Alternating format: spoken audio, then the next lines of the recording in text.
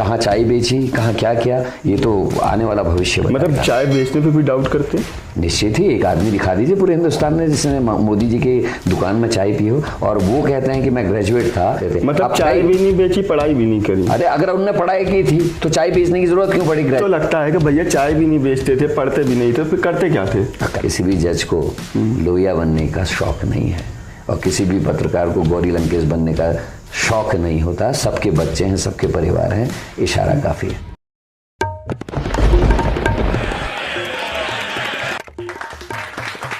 नमस्कार, मैं सैफ जाफरी हूं और उत्तराखंड की चुनावी यात्रा के दौरान हम पहुंचे हैं रानीखेत के अंदर।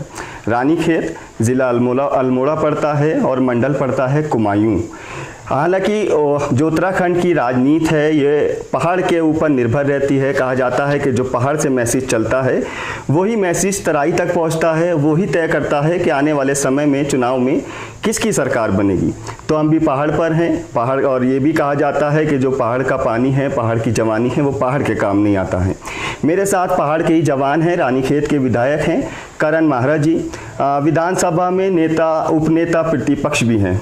इंदिरा हृदय की मौत के बाद ये कयास लगाए जा रहे थे और जो राजनीतिक पंडित थे वो ये कह रहे थे कि आने वाले समय में अब करण मेहरा ही नेता प्रतिपक्ष बनाए जाएंगे, लेकिन मायूसी हाथ लगी, फिर उपनेता प्रतिपक्ष बनाए गए।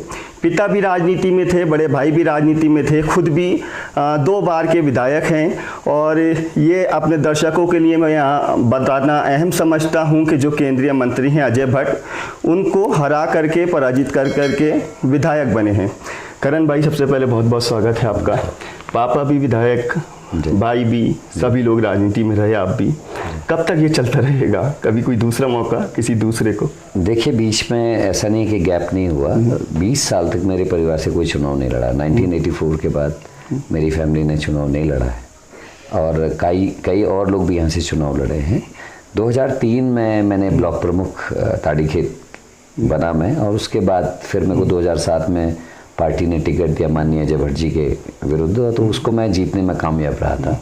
2012 में मैं 78 वोट से माननीय भट्ट जी से हारा, और इस बार जो 2017 का चुनाव था उसको मैंने लगभग 5000 वोटों से मैं अजय भट्ट जी से जीता, अबाउट 14% वोट्स।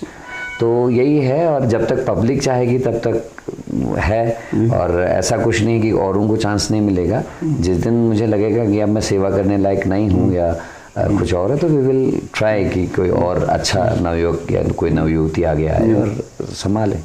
चलिए, आप बहुत दिलचस्प व्यक्ति हैं, उत्तराखंड के युवा भी आपको बहुत वॉच करते हैं, देखते हैं। इसी को लेके मेरा कुछ सवाल है। क्या ये कहा जा रहा था कि आप इंदिरा हृदय के बाद नेता प्रतिपक्ष बनना चाहते हैं? देखिए, जब चुनाव हुए थे 2017 में, और हम लोगों की जो मैंडेट आया था वो बीजेपी के पक्ष में था, और उस समय के जिन लोगों ने शायद कवर किया होगा न्यूज़ को, उन्होंने देखा भी था मेरे पास मैक्सिमम एमएलएज मेरे सपोर्ट में थे।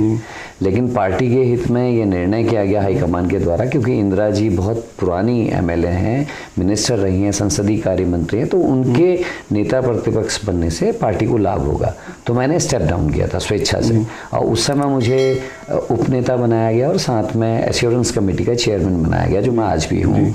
और पार्टी हित में मैंने निर्णय लिया था सीनियर्स के कहने पे। दोबारा जब मैडम की डेथ हुई तो स्वाभाविक तौर पे ये माना जा रहा था कि मैं बनूंगा, लेकिन सीनियर्स ने, हाईकमान ने कहा मुझसे, क्योंकि अकोमोडेशन की बात है, अकोमोडेट करना है, नए आदमी को अध्यक्ष बनना है, और प्रीतम सिंह जी को कहीं ना कहीं अकोमोडेट करना भी ज़रूरी था। मैंने फिर स्टेप डाउन किया, क्योंकि मेरे लिए सर्वोपरि पार्टी है, और जिससे पार्टी का हित हो, जिससे, क्योंकि कांग्रेस की आवश्यकता है इस समय देश को, जो मैं महसूस करता हूँ।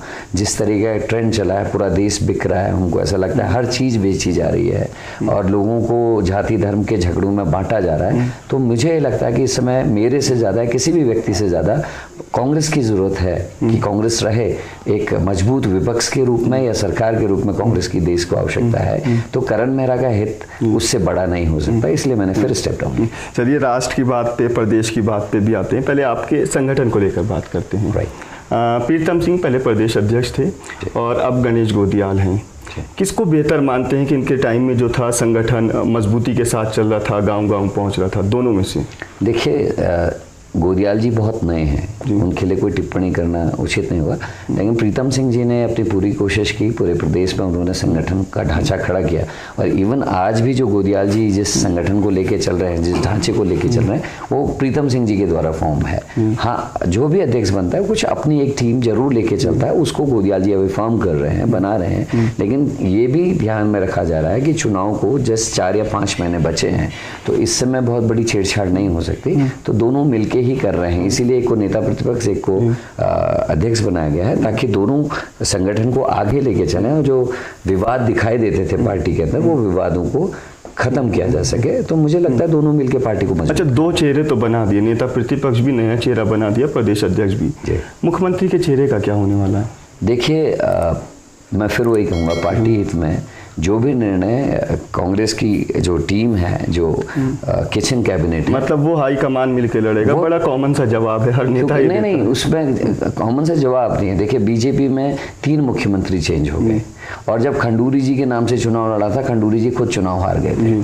तो ये क्वेश्चन नहीं कि कौन बनेगा, सबकी अपनी अपनी पकड़ है। और ऑब्वियस है कि जो जिसको सारे लोग मानेंगे, पब्लिक के मैंडेट से भी समझ में आ जाएगा किसको लोग चाह रहे हैं, तो उसी को देखते हुए निर्णय किया जाएगा। और हरीश रावत जी पूरी ताकत से मेहनत कर रहे हैं, पंजाब के प्रभारी से अभी उन्होंने अपने को हटवाया है, और वो उत्तराखंड में अब किस तरीके से सक्रिय होते हैं वो भी देखने वाली बात है। और जिसके संग मैक्सिमम एमएलएस खड़े होंगे, जिसको हाईकमान सोचेगा कि बेहतर ढंग से स्टेट को आगे ले जा सकता है, उसको मुख्यमंत्री बनाया जाएगा।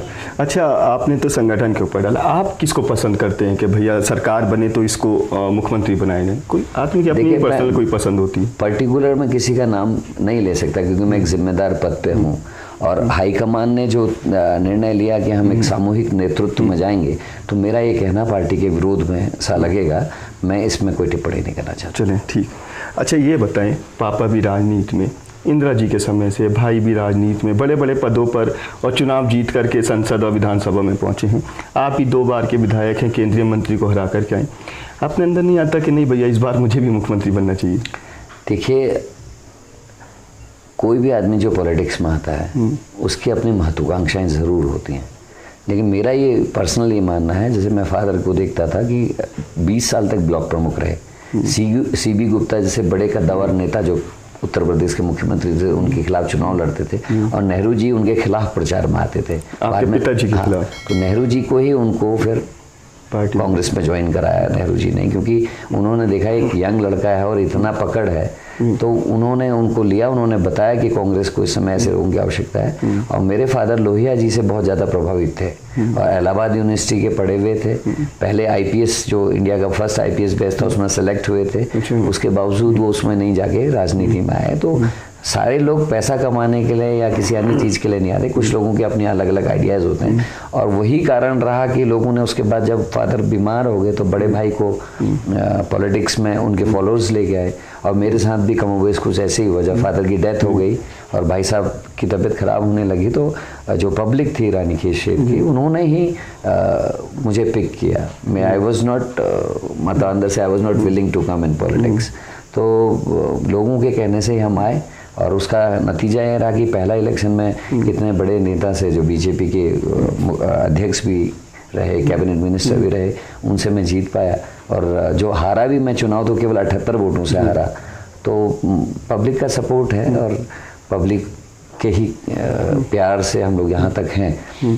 तो ये सिलसिला है। आपको क्षेत्र को लेकर हम लोग कल से घूम रहे हैं आपके रानीखेत विधानसभा में, कई लोगों से बात की, तो कुछ लोगों का तो ये कहना था कि भैया अगर विधानसभा चुनाव होगा तो हम वोट देंगे करण महारा को, लेकिन लोकसभा का होगा तो हम मोदी। ये कौन सा पॉलिटिकल फॉर्मूला आपने बनाया अपने क्षेत्र में? देखिए, मेरी इसमें कोई वो नहीं है। आप अगर सिनेरियो पूरे भारत में देखिए, इस तरीके से जगलरी हो रही है, लोगों का दिमाग डाइवर्ट कर दिया है, बेरोजगारी की ओर को लोगों का ध्यान नहीं जा रहा है, महंगाई की तरफ लोगों का ध्यान नहीं जा रहा है, रेलवे बिक गई, आपके एयरपोर्ट्स बिक गए, आपकी इंडिया बिक गई, आपकी पेट्रोलियम कंपनीज बिक रही हैं, लगभग सारी चीज़ें बिक रही हैं। उस ओर को पब्लिक ना जाए, इसलिए इस तरीके की न्यूज़, इस तरीके के प्रोग्राम चल रहे हैं कि लोग जाति के नाम पे, धर्म के नाम पे, राष्ट्रवाद, मतलब जिन लोगों ने 65 साल तक अपने कार्यालय में राष्ट्रीय झंडा नहीं लहराया, जो तिरंगे का विरोध करते थे, वो झंडा यात्रा निकाल रहे हैं। तो आप समझिए ना इस समय भारत किस दुविधा से गुजर रहा है। जो युवा हैं उनको बरगलाने के लिए अलग चीज़ें हैं, लड़के जिनकी खुद रोजगार नहीं लगे, जो रोजगार से बाहर है, वो भी इस समय वही बात कह रहे हैं जो आप कह रहे हैं। तो उसको ये भी समझ में नहीं आ रहा मेरा हित कहाँ खड़ा है। तो बहुत मेहनत करने की हम लोगों को ज़रूरत है, लोगों का माइंड डाइवर्ट करने की ज़रूरत है, सही चश्मा पहनाने की जरूरत, कि उनको दिखाई दे कि असलियत में हिंदुस्तान के संग हो क्या रहा है। मैं कई बार लोगों से कहता हूं कि घर के बर्तन और माँ के जेवर तब गिरवी रखे जाते हैं जब घर के हालात खराब होते हैं। हर किसी के संग अप एंड डाउन आते हैं, और हमेशा उस घर में जेवर तभी गिरवी रखता है आदमी जब उसके घर के हालात खराब होते हैं। आखिर भारत अगर बहुत अच्छा चल रहा है, मोदी जी बहुत अच्छा कर रहे हैं, सेंट्रल गवर्नमेंट और स्टेट गवर्नमेंट बहुत अच्छा कर रही है, तो फिर हमारे एसेट्स जिनको इन 70 सालों में हमारे पूर्व के हमारे नेताओं ने, नीति निर्धारकों ने तैयार किया, पैदा किया, उनको क्यों बेचा जा रहा है? इंस्टीट्यूट्स को बनाने में वर्षों लगते हैं। आप जेएनयू जैसे इंस्टीट्यूट को, आप अन्य इंस्टीट्यूट्स को, इवन जो हमारे गवर्नमेंट के इंस्टीट्यूट्स हैं, इसके अलावा नहीं और भी प्लानिंग कमीशन से लेकर सबके साथ छेड़छाड़ हो रही है। आखिर लेकिन सरकार तो ये भी तर्क दे रही है इसमें कि भैया ये जो एसिड्स हैं इससे कोई या तो लाभ नहीं हो रहा है, या इसके जो ये खाली पड़े हुए हैं, तो बेहतर ये है कि इसको बेच के कुछ रिवेन्यू जनरेट होगा। मैं आपसे क्वेश्चन करता हूँ, मेरी कोई चीज़ चल रही है, वो अगर ठीक से नहीं चल रही है, who is responsible for that? अगर ये कंपनियां प्रॉफिट में नहीं है, और ये जो एसेट्स नवरत्न कंपनियों को अगर कोई ये कहता है कि वो प्रॉफिट में नहीं है, तो मेरे ख्याल से इस संसार में उससे बड़ा झूठा कोई भी नहीं है। वो नवरत्न कंपनियां जिनको बेचने की तैयारियां हो रही हैं, वो तो नहीं बनाइए ना। गवर्नमेंट के एसेट्स क्या हैं? गवर्नमेंट के सोर्स ऑफ अर्निंग क्या होंगे? 100 लाख करोड़ रुपए के विकास कार्यों की घोषणा करते हैं लाल किले से प्रधानमंत्री, और सारे एसेट्स जितने बेचे जाने, अगर आप उसको मॉनिटरिंग करेंगे, उसको अगर एक बार एसेस करेंगे, केवल 6 लाख करोड़ रुपया इकट्ठा हो रहा है। बाकी का जो डेफिसिट है 94 लाख करोड़ का, वो कहाँ से आने वाला है? खर्चा भी तो हो रहा है ना, किसान निधि पहुंच रही है और वैक्सीन लगाई जा रही है, घर घर मोदी जी अनाज दे रहे हैं।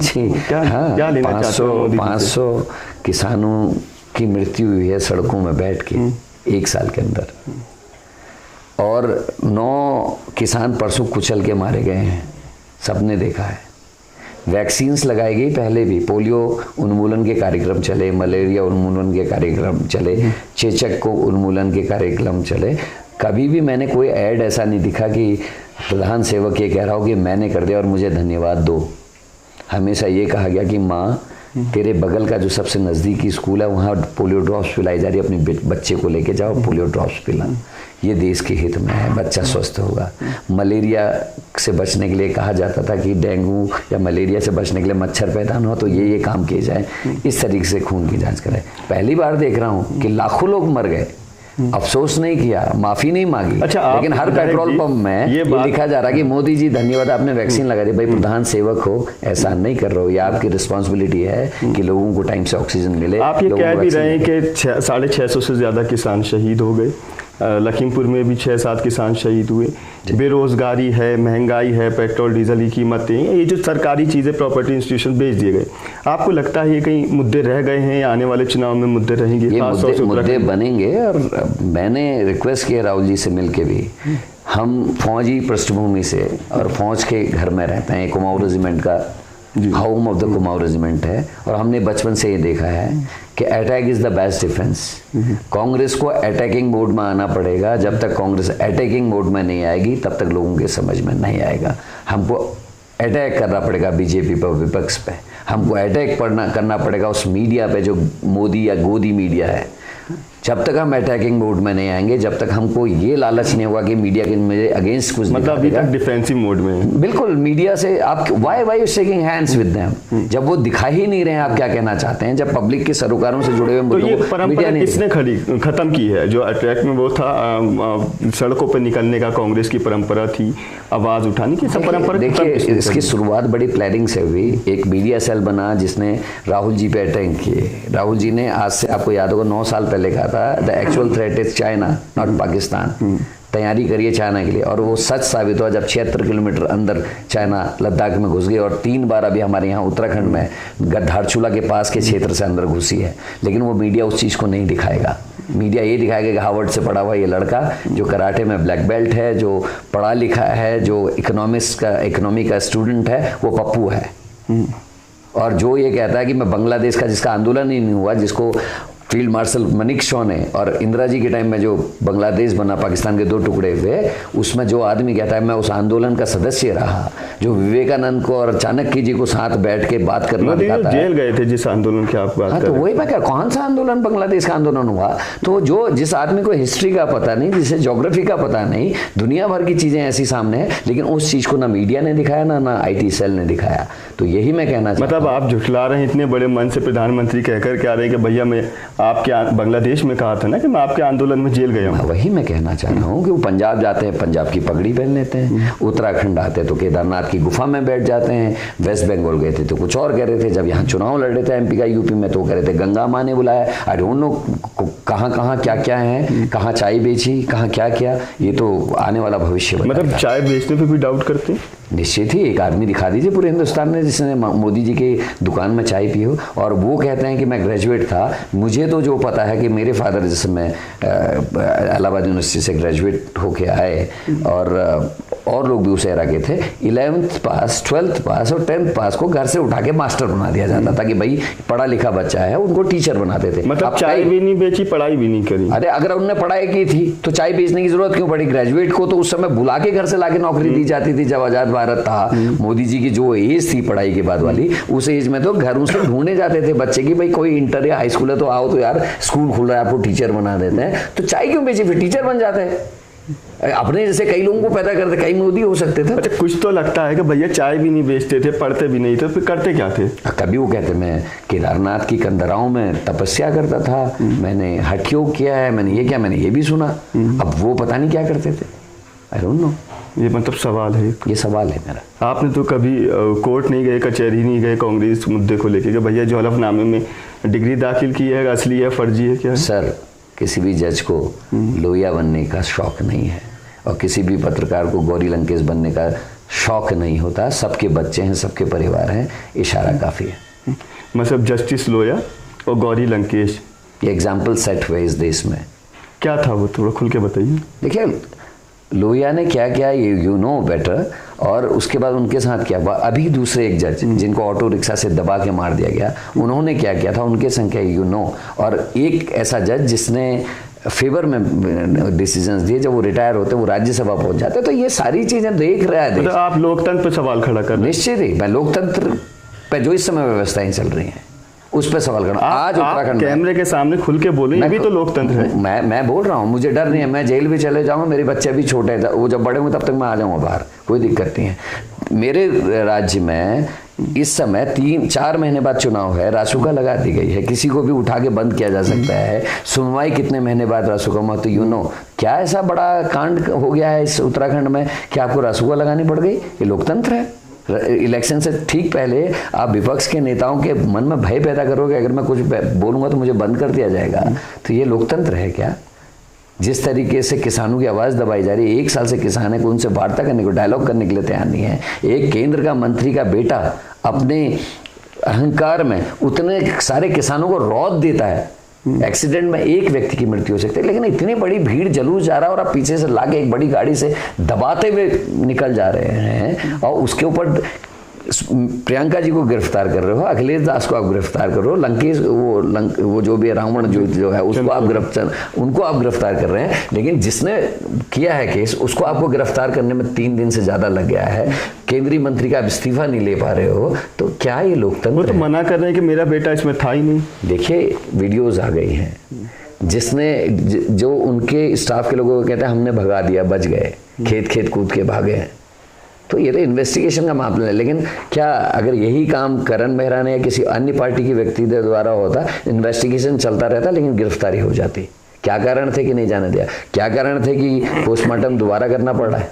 माँ कहती है मेरे बेटे की गोली लगी, यहाँ से छेद हुआ, यहाँ निकला है, और पोस्टमार्टम रिपोर्ट में गोली लगने का जिक्र नहीं है, और दबाव में आज उसका पोस्टमार्टम दोबारा हो रहा है। तो ये क्या लोकतंत्र है? ऐसा तो नहीं कि जैसे प्रियंका जी चली गई वहाँ पर एकदम से गिरफ्तार हो गई, वीडियो बनाती रही जहाँ वो जेल के अंदर, उसके अस्थायी जेल के अंदर थी, सत्याग्रह के तौर पर झाड़ू। ये तो नहीं कि भैया किसानों की तैयार हुई पीछे इस पर बैटिंग करो और अपना जीत जाओ। नहीं, देखिए, अब नहीं बोलें तो होगा कि आपने कोई स्टेप नहीं लिया, आप किसान के फेवर में नहीं थे। बोलते हैं तो लोग कहते हैं अपना प्रचार कर रहे हैं। और वीडियो बनाना आजकल मजबूरी है, क्योंकि क्या आरोप लग जाए। इवन मैं तो कोशिश ये करता हूँ, जब मेरा कोई रिपोर्टर कोई मेरे से बात करता है, मैं उस समय अपने वीडियोस भी चलवाता हूँ, क्योंकि हमेशा कट पेस्ट करके न्यूज़ चलती हैं, तो ये भी भय रहता है। तो ये आज के ज़माने की ज़रूरत है। आपके जैसे इधर से आलू डाला उधर से सोना निकला, जो उसका एक्चुअल वीडियो जब उसको हम देखते हैं तब पता चलता है कि राहुल कहना क्या चाह रहे थे और बीजेपी ने क्या परोसा। लेकिन आज तक हम पूरे हिंदुस्तान में उस चीज़ की सफाई नहीं दे पाए ढंग से, ताकि अभी भी कई लोग इस बात को कहते हैं, जिस पार्टी ने गणेश जी को एक दिन के अंदर पूरे हिंदुस्तान में 12 घंटे से भी कम समय में दूध पिला दिया हो, उनका प्रचार तंत्र कितना मजबूत है इसको समझने की जरूरत है। उन्होंने भारत का निर्माण करने में कांग्रेस ने 65 साल लगाए और बीजेपी ने अपना प्रचार तंत्र और अपना षड्यंत्रकारी गिरोह खड़ा करने में 65 साल लगाए। अरे संगठन को लेकर आपसे एक आखिरी सवाल है, फिर आपकी विधानसभा पे बात करते हैं। आप कह रहे हैं प्रचार तंत्र कमजोर है, कि जो राहुल गांधी की एक छवि बनाई गई, जो भी वो छवि है बीजेपी IT सेल ने बनाई है, किसी दूसरी पार्टी ने, आप कह रहे हैं हम उसका स्पष्टीकरण सही से नहीं दे पाए, लोगों को समझा नहीं पाए, प्रचार का तरीका आपका आप मानते हैं कि सही नहीं है। इसमें किसकी कमी मानते हैं? पार्टी हाईकमान की, खुद गांधी फैमिलीज की, संगठन की, देखिए इर्द गिर्द के लोगों की? हमारा काम करने का तरीका बदलने की आवश्यकता है, जिसको राजीव जी ने शुरुआत की थी, कंप्यूटर्स लाना, मोबाइल लाना, लेकिन हम इस्तेमाल टेक्नोलॉजी को नहीं कर सकते। हमारा ध्यान अभी भी मैं कर रहा हूँ, हमारी जो ट्रेनिंग है वो ये होती है कि क्या ऐसा करें जिसे नवोदय खोले गए, कांग्रेस ने नवोदय खोले, केंद्रीय विद्यालय खोले, बीजेपी ने नवोदय और केंद्रीय विद्यालय नहीं खोले, IITs नहीं बनाई, IIM नहीं बनाए। कांग्रेस ये करते रही कि राष्ट्र को खड़ा करना है।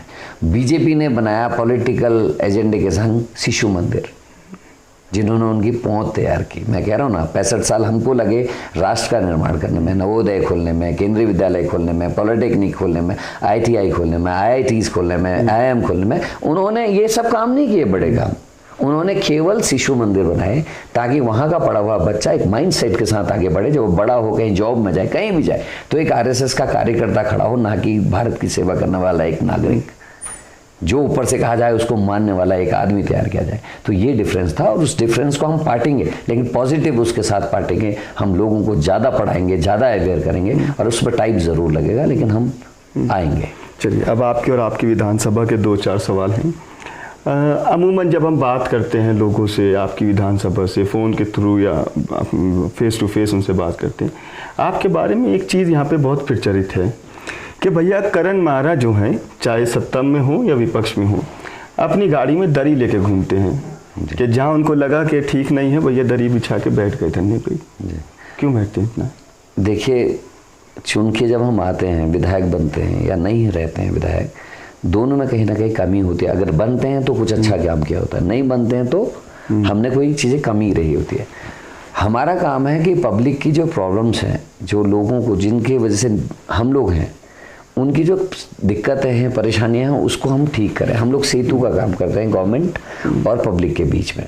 हम लोग पब्लिक रिप्रेजेंटेटिव हैं, तो हमारा काम है कि अगर हम लोग पहले हाथ जोड़ते हैं, निवेदन करते हैं, चिट्ठियां लिखते हैं, काम ना हो तो फिर विधानसभा में उठाते हैं, और जब विधानसभा में भी उठाने के बाद जब कोई समाधान नहीं निकलता, तो हमारे पास उन्हीं जिनके लिए हम लड़ रहे हैं उनका साथ लेके आंदोलन करने के अलावा और कोई चारा नहीं बनता। और लोकतंत्र बना भी इसीलिए है कि जब कुछ ना सुन, इसीलिए अभिव्यक्ति का अधिकार, आंदोलन का अधिकार हमको संविधान ने दिया है। दुखी हम इसलिए हैं, या दुखी पहलू ये है कि आज की जो गवर्नमेंट्स हैं वो सहन नहीं कर पा रही हैं। वो लोकतंत्र में चुनाव लड़ने के लिए लोकतंत्र को जरूर मानती हैं, लेकिन सत्ता में आने के बाद पब्लिक के जो अधिकार हैं उनको नहीं मानती। वही उदाहरण में जो किसानों का कह रहा हूँ, अगर संवेदनशील सरकारें होती, लोकतंत्र को मानती, तो संविधान में दिए हुए अधिकारों को भी मानती। आज वो नहीं हो रहा है, इसीलिए हमको आंदोलन खड़े करने पड़ते हैं, खुद उसमें बैठना पड़ता है। अच्छा महाराज जी, अब सेकेंड वेव कोरोना की चलती है, बहुत बुरे हालात, देश प्रदेश सब जगह बुरे हालात थे।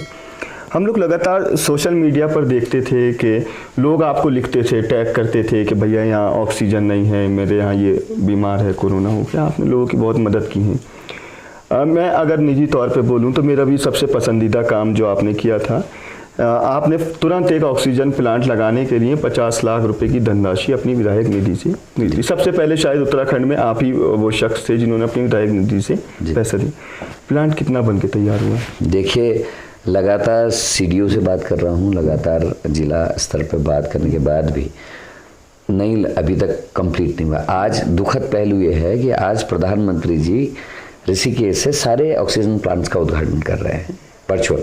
अभी वहाँ चल रहा होगा, मैं यहाँ बैठा हूँ, और ऑक्सीजन प्लांट जो हमारी निधि से लगे हैं, खासकर विपक्ष की निधि से, कंप्लीट नहीं है। मैंने अभी कुछ दिन पहले थ्रेट किया है कि इस नवरात्रि तक अगर नहीं हुआ तो मैं आंदोलन करूंगा, मैं धरने पे बैठूंगा।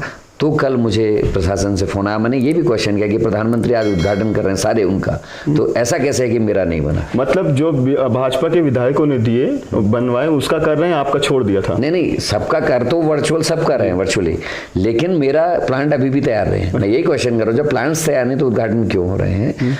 और जब मैंने थ्रेट किया तो अब ये कहा गया कि 12 तारीख तक हम उसको साथ कंप्लीट कर लेंगे, कंपनी ने डिच किया है। तो अगर by the way third wave आ गई होती जैसा प्रिडिक्ट किया गया था, तो उस ऑक्सीजन प्लांट के बिना जिस नियत से वहां दिया गया, क्योंकि वहां से अल्मोड़ा आने में करीब करीब 4 घंटे लगते हैं, और जिसका ऑक्सीजन लेवल डिप कर जाए 79, 78, 80 से नीचे आ जाए 4 घंटे में तो मर जाएगा। उसी चीज को सोचते हुए मैंने उस दूरस्थ क्षेत्र में वो ऑक्सीजन प्लांट दिया था। लेकिन अफसोस है कि सरकार सोई है। जैसे फर्स्ट वेव में से पहले राहुल जी ने, आपको याद होगा, 1 तारीख को इन्फॉर्म कर दिया था कि भैया ऐसी ऐसी चीज हो रही है और इंडिया में आएगी, आप सतर्क हो जाइए। लेकिन गवर्नमेंट नहीं चेती, मजाक उड़ा रही थी। जो अंदर को एंट्री थी उसको रोका जाना चाहिए था, एयरपोर्ट्स में चेकिंग सघन होनी चाहिए, नहीं किया। लेकिन वो पप्पू है, तो उसके 15 या 16 दिन बाद केसेस मिलने स्टार्ट हुए थे। अगर सरकार टाइम से चेत गई होती। और उससे बड़ी एक बात कहता हूँ, ऑक्सीजन प्लांट की आपने बात कही, आज हीरे पे 0.25% टैक्स है, से 3%, वो डिपेंड करता है क्या साइज है, क्या रेट्स हैं। 0.25% से 3% मैक्स। आज़ादी से लेकर अभी तक, कोरोना होने तक या उससे कुछ समय पहले तक, मेडिकल ऑक्सीजन में कोई टैक्स नहीं था। 12% से शुरुआत की, और जब विधायकों ने, सांसदों ने विरोध करना शुरू किया, आज के दिन भी 5% टैक्स ऑक्सीजन पे है इस देश में।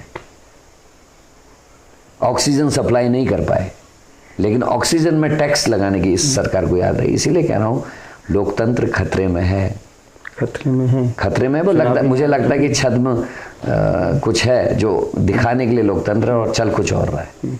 अच्छा, ये जैसे सेकंड कोरोना का आया था लहर, तब हमारी बहुत तैयारियां कुछ भी नहीं थी, ना की बराबर थी, कि ऑक्सीजन नहीं था, बेड्स नहीं थे, हॉस्पिटल्स नहीं थे। आपको लगता है कि सेकंड वेव के बाद सरकारें जो हैं इस पर सीरियस हुई हैं कुछ? देखिए, केसेस कम हुए हैं। हमारी एक अच्छी बात है हिंदुस्तान की, हमारी इम्यूनिटी बहुत जल्दी हम डेवलप करते हैं। बिस्लरी का पानी अभी सब जगह नहीं पहुंचा है, तो हमको अभी गधेरे, नाले, कहीं का भी पानी पीते हैं, कुछ दिनों में अडॉप्ट कर लेती है हमारी बॉडी, हम कर लेते हैं। और वही है कि कोरोना अब आएगा भी तो पावर, उतनी पावर से लोगों का नुकसान नहीं करेगा, मुझे ऐसा लगता है।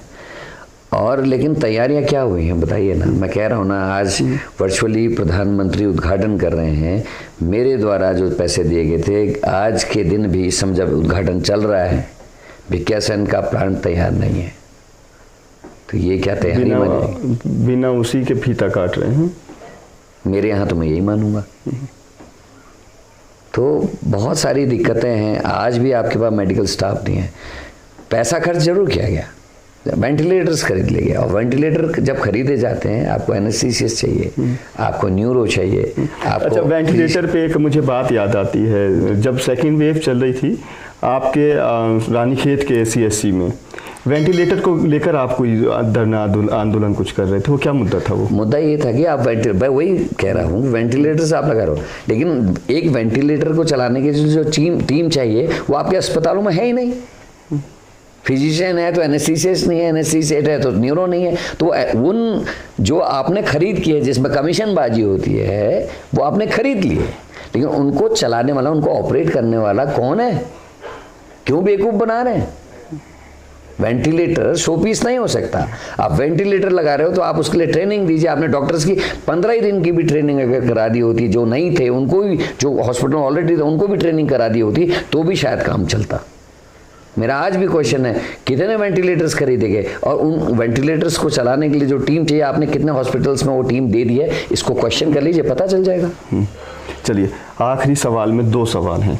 एक तो ये कि आप 2 टर्म से यहाँ पर MLA रहे हैं रानीखेत में, इसमें कौन से आपके ऐसे काम हैं, विकास कार्य हैं जिसको आप मानते हैं, अपनी उपलब्धि मानते हैं कि भैया मैंने विधायक रहते हुए ये बड़े काम करवाए हैं? दूसरा सवाल कि आने वाले भविष्य में क्या आपकी योजनाएं हैं रानीखेत के और ख़ास तौर से इसके जो आसपास लगे हुए ग्रामीण इलाके हैं उसमें विकास को लेकर? देखिए, पहले प्रश्न का उत्तर तो यह है कि कोई बहुत बड़े काम नहीं हो सकते, मैं विपक्ष में था, लेकिन मैं पहला विधायक हूँ जिसने अपनी सारे प्राइमरी स्कूल्स को फर्नीचर युक्त किया, क्योंकि मुझे लगता था जो हमको जिताते हैं उनके बच्चे टाट पट्टी में पढ़ रहे हैं और मेरे बच्चे कॉन्वेंट में पढ़ रहे हैं। तो मैंने जीतते ही सबसे पहला काम ये किया कि पूरे रानीखेत विधानसभा के जितने प्राइमरी स्कूल हैं उन सबको वेल फर्निश किया। उसके बाद मैंने, मेरे यहाँ जो सबसे बड़ी दिक्कत थी, जो लड़के बीएससी करते थे या बीकॉम करते थे, गरीब लोग रहते हैं, उनके पास इतना पैसा नहीं है कि नैनीताल अल्मोड़ा जाके पढ़ सकें, हर महीने 10,000 रुपये खर्च कर सकें। तो मैंने सबसे पहला काम ये किया कि अपने यहाँ MSc zoology, MSc botany, MCom और एमए आर्ट्स म्यूज़िक की क्लासेस स्टार्ट करवाई। उसके अलावा अकेला विधायक हूँ जिसने विधायक निधि से ट्यूबवेल लगाने का काम किया।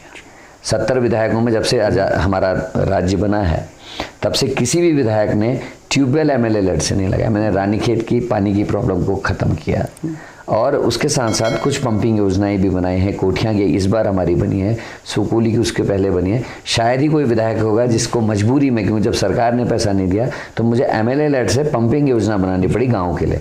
आप समझ सकते हैं कि पंपिंग योजना शायद ही कोई विधायक बनाता होगा।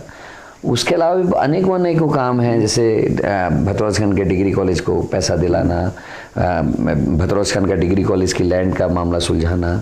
उसके अलावा करीब 80 गांव ऐसे हैं जो सड़क से दूर थे और जब मुझे राज्य सेक्टर से पैसा नहीं मिला तो मैंने उन 80 गांवों को सड़कों से जोड़ने का काम किया जो कच्ची हैं। मैं जानता हूं कि विधायक निधि से पक्की सड़कें नहीं बन सकती, लेकिन 3 किलोमीटर, 4 किलोमीटर, 2.5 किलोमीटर ऐसे रोड्स मैंने काटी हैं जिससे कम से कम पेशेंट्स को बाजार लाया जा सके, क्योंकि गाँव में नवयुवक नहीं है, रोजगार के लिए बाहर गए हैं, बुजुर्ग रहते हैं, तो जब कोई बीमार पड़ता तो उनको डोली उठाने वाला भी कोई नहीं है। तो मैंने कोशिश की है कि मैं मैक्सिमम गाँव को कनेक्ट कर सकूं ताकि जीप या छोटी गाड़ियों से वो अपने पेशेंट्स को बाजार ला सकें। इसको मैं उपलब्धि भी मानता हूँ।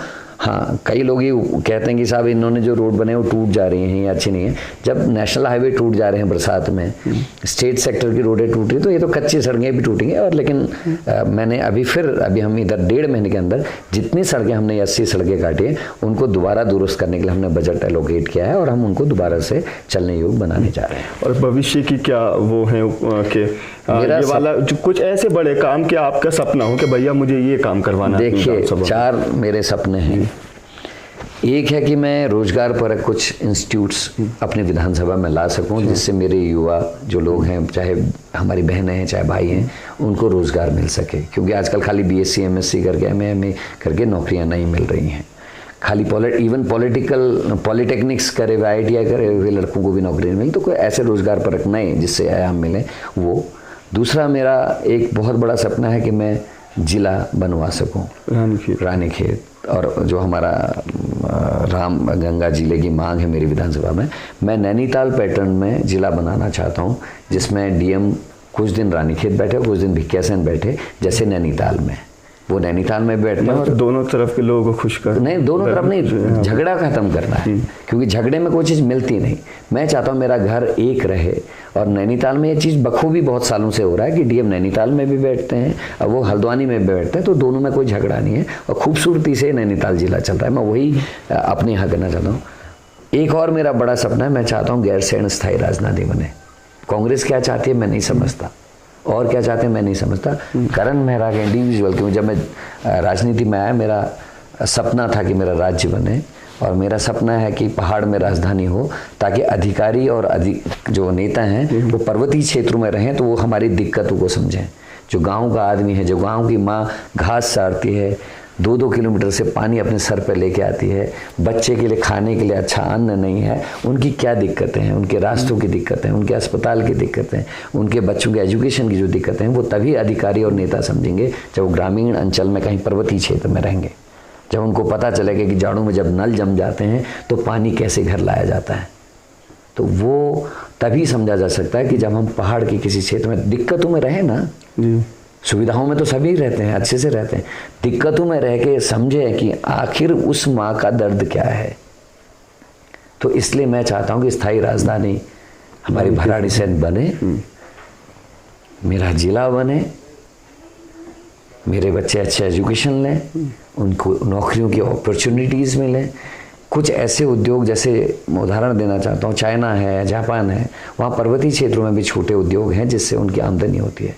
उस ओर को हम कह तो रहे हैं, हम लोन देते हैं, बट हमारे पास कोई रोड मैप नहीं है कि किस तरीके का रोजगार दें और जिसकी बिक्री भी हो सके। हम मार्केट उपलब्ध नहीं करा पा रहे अपने किसानों को, अपने रोजगार, जो कुटीर उद्योग की हम बात करते हैं, लेकिन कुटीर उद्योग को हम मार्केट नहीं उपलब्ध करा पा रहे। मैं चाहता हूं कि अगर कभी ऐसा मौका मिले तो मैं इस दिशा की ओर को कुछ बुद्धिजीवी लोगों के साथ लेके काम कर सकूं, तो वही मेरा सपना है। चलिए, आखिर में डेमोक्रेटिक वायर के दर्शकों को आपका कोई संदेश?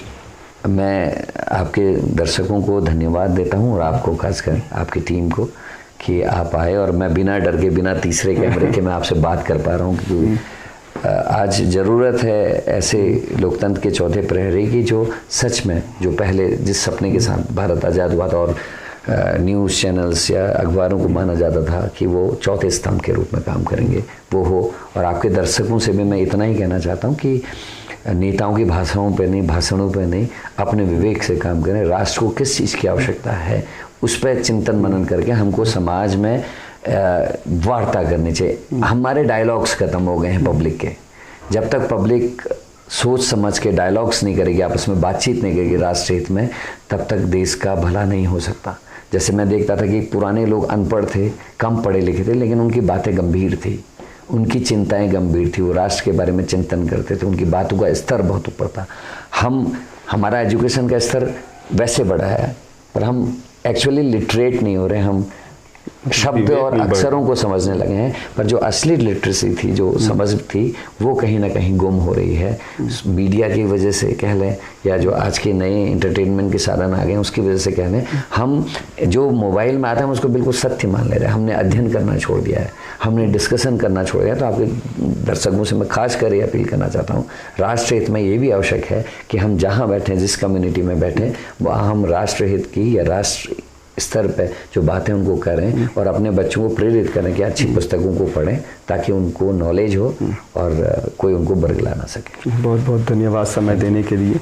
तो करण मेहरा साहब हैं, कुमाऊं के रानीखेत विधानसभा से विधायक हैं। राजनीतिक परिवार है, हमने शुरू में भी आपको बताया, पिताजी भी, बड़े भाई भी और खुद भी। और ये कहा जाता है कि जो आज का दौर है इसमें बहुत लोकप्रिय चेहरा उत्तराखंड की सियासत में, राजनीति में करण मेहरा को समझा जाता है। और बहुत से जो राजनीतिक पंडित हैं वो ये भी कयास लगाए जाते हैं कि यदि सरकार आती है तो करण मेहरा फिर किसी ऊंचे पद पर, ऊंची पोस्ट पर फिर प्रदेश की जनता को दिखाई देंगे। हम फिलहाल उत्तराखंड की ग्राउंड कवरेज देखने के लिए, आपको दिखाने के लिए निकले हैं, मैदानी क्षेत्रों से लेके उत्तराखंड के आखिरी हिस्से तक, फिर चाहे वो पिथौरागढ़ हो, धारचूला हो, चमोली हो, गैरसैंण हो, जो भी हिस्सा है, कि वहाँ के जनता के सवाल क्या हैं, वहाँ के किसानों की सवाल क्या हैं, वहाँ के आम आदमी के सवाल क्या हैं, वहाँ की महिलाओं की, छात्रों की परेशानियाँ क्या हैं। आप भी हमारे साथ बने रहिए और चैनल को अभी तक सब्सक्राइब नहीं किया है तो सब्सक्राइब कर लें, बेल आइकन दबा दें, जिससे कि हर आने वाली वीडियोज़ की नोटिफिकेशन समय पर आपको मिलती रहे। नमस्कार।